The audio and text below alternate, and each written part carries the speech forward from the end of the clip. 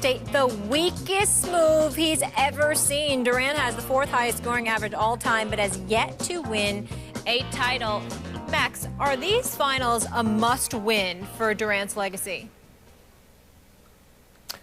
Well, I'm going to get a little cute here, Molly. It's a better not lose more than a must win. You know, Durant tried to reverse engineer his greatness. He's obviously a terrific player. Obviously, you know, when you look at what he can do, especially considering his length on defense, he should already be considered the second best small forward ever. But in fact, he's not. He's not better than Larry Bird, not greater than Larry Bird.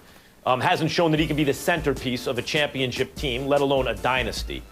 And so he saw what everyone was saying. You kind of have to count the chips ultimately. You got to win a championship. And if you're one of the very greatest ever championships, and he tried to reverse engineer it. Since that's the case, let me go somewhere where they've already won a championship, where they already looked the last two seasons like they should be the best team in basketball. They just came off the winningest season of all time. And I'll win a championship with them.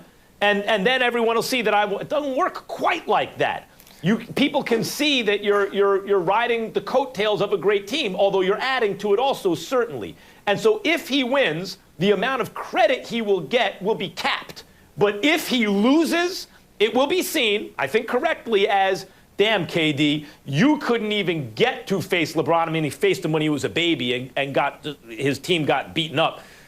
But it's not just that you couldn't get over the hump of the Golden State Warriors. It's that you plus Steph looked at LeBron and said, boy, he's too much for either one of us, even on a great team. But together, maybe we could get him.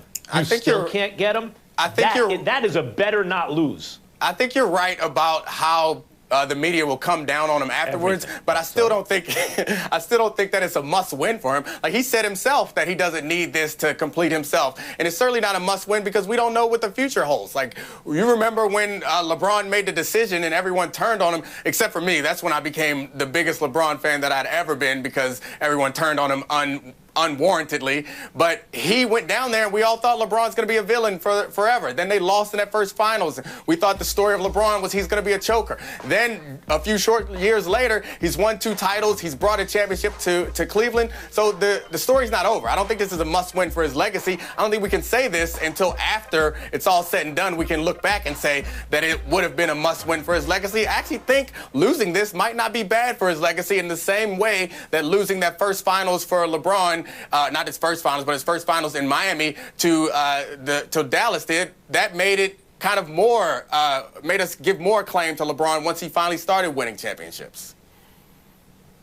Well, look, yes, if he can turn it around after it seems as though it's not going to get turned around, that's an even more interesting story. But the reason it's even more interesting is because our experience observing this stuff is that rarely happens. That's what makes LeBron special. You're 1 in a million to get to the league, and then you're 1 out of however many thousands to be the best in the world, right, in that league.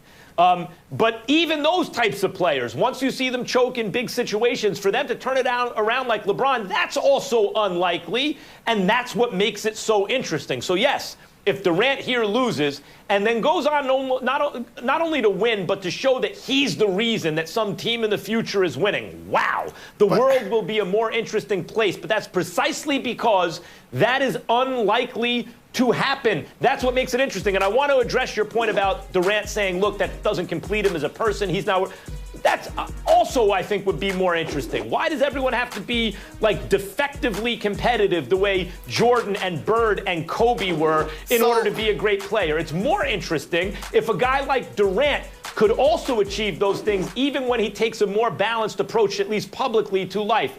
But, Dominique, that sounds to me the things KD has been saying when you have to point to things in your life outside of sports to why it would be okay to lose, like you're starting to make excuses in case you lose. That seems to me like a well-rounded human being. So that I like the word defectively competitive because that's right. I mean, we can all play armchair psychologists and think about Tiger Woods. A few segments ago, we're thinking about Tiger Woods and everyone's pointing to that kind of being defined by being a golfer as being part of the problem. But then when we see things, we hear Kevin Durant say that winning a title isn't all that important to him and it's not going to change his life, then we all jump on him and say that he's a bad person and he's not as competitive, he's not hungry, he doesn't want it bad enough. Maybe he's just a well-rounded human being, which is what we should encourage and support. No. And I also don't think that we can, like, we're not saying he's a bad person. No, I think many people are saying that that it impugns his competitiveness in some way because he can let's talk about that. Let's talk about that.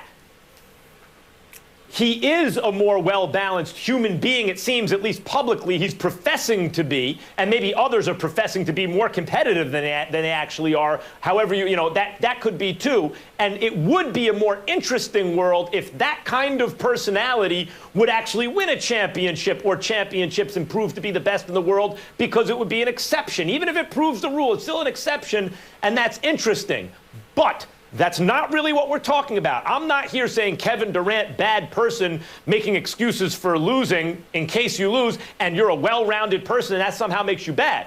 But I am saying maybe it makes you a less effective, great player. And I reference on this show often the movie Searching for Bobby Fischer. Josh Waitzkin, this chess prodigy, his parents made the decision he will not lead an insane life in order to try to become world chess champion, because it's almost impossible to be a normal person and be the best in the world at something. They chose a well-balanced life for him, but guess what? He's not the next Bobby Fischer, who was insane himself, by the way. And Kevin Durant, it's very difficult to have it both ways. Very difficult. Just like we can't climb into Kevin Durant's mind and tell if what he's saying is true, we can't climb into all these other players' minds and tell if their defective competitiveness is also true. Like, we've created this culture, media specifically, where we encourage that. We reward that kind of punch your teammate in the face competitive intensity, and the players respond by giving us what we think we want. I don't necessarily think that's true for all players, and I think it's partially our responsibility not to continue to perpetuate that with this ring counting and all this who's the greatest, who's the hungriest, who's the most clutch. Like, that's a problem. Well, except that we also find at the highest levels of sport, I find there's a very strong positive correlation between those terrible cliches that are perpetuated by the media and encouraged and inflamed, right? And the best players ever. Like Stephen A. Smith tells a story on this show about Michael Jordan and how he used to antagonize his opponents before big games, before the finals, before big playoff games. And my assumption, as is most fans, well, sure, Muhammad Ali did the same thing. You get under the skin of the opponent because when he's angry, he doesn't play as well. And Stephen A. Smith said, no, Jordan used to do that because he wanted to motivate the opponent, because he wanted to face and beat the best version of them so that they knew and he knew it's a real good story. Beat the best version of them. That is defectively competitiveness. You can't be defectively competitive and also want your opponent to be better. Like, it just doesn't make sense. It's a good story, though. I like yes, that Stephen tells it. That's the ultimate effective competitiveness. The end. We got to leave it there. Dominic, we're going to your sport. When we come back, after reaching the Super Bowl 2 years ago, Cam took a big step back last season. After the break, found out why quite a few NFL players don't expect him to bounce back, and find out what might hold Dak Prescott back this season. You know.